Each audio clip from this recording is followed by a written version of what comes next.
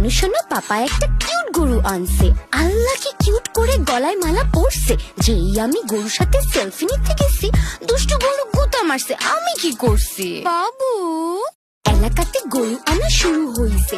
জানো আমাদের গরুটা না বড় হয়েছে, বাট কালারটা আমার না ভাল লাগে নাই। আমি আনতে বলছি পিঙ্ক, কালো আনছে।